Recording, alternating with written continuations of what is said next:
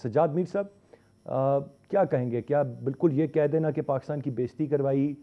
गो कि हमने बहुत सारे इमेजेस देखे, जो ट्रीटमेंट वहाँ रखा गया, इट वाज एक्सपेक्टेड। बट आप ओवरऑल क्या कहेंगे बिलावल भुट्टो साहब के दौरे को? वो खुद उसे कामयाब करार दे रहे हैं। आपकी नज़र में ये कामयाब दौरा था या बेइज्जती हो गई या नाकाम दौरा हो गया? देखें, हमें अपने कुछ जो रिजॉल्व कर लेने चाहिए इश्यूज को, तय कर लेना चाहिए कि किस मामले पे हमें क्या करना है। एक कौम के तौर पर हमें सोचना चाहिए कि अगर शंघाई तंजीम का इजलास हो रहा है हिंदुस्तान में, तो क्या हमें जाना है कि नहीं जाना। इस तंजीम में शमूलियत के लिए हमने बड़े पापड़ बेले थे, और जब इसमें शामिल हुए थे, काज़ाकिस्तान में जब शामिल हुए थे, जिसको पाकिस्तान हिंदुस्तान दोनों इसके रुकन बने थे, वो मुझे दिन वो याद है।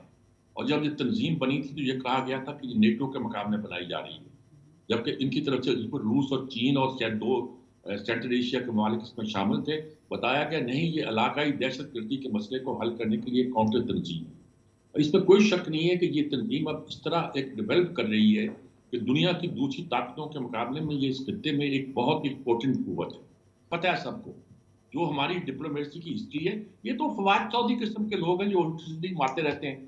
वरना शाह महमूद कुरैशी अगरचे कोई ऐसे बड़े वजीर खारजा नहीं हो रहे, लेकिन क्योंकि वजीर खारजा रहे, थोड़ी बहुत ही अकल उनको है, उन्होंने इसकी तारीफ की है। अगर बिलावल अब कह रहा है कि मैंने वहां इसको कश्मीर की बात जो है वो डट के की है, तो इस पर आप क्या कहते हैं? पाकिस्तान की बेइज्जती कराने गया, आपने कौन सी इज्जत कराई है?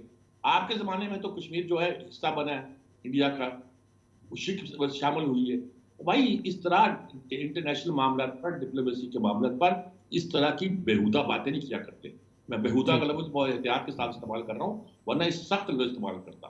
तो भी जो बहुत से हमारे ममालिक हैं, अपने अंदरूनी इख्तलाफत जो हैं अपने अंदर तय करते हैं, बाहर लड़ाई नहीं लिया करते।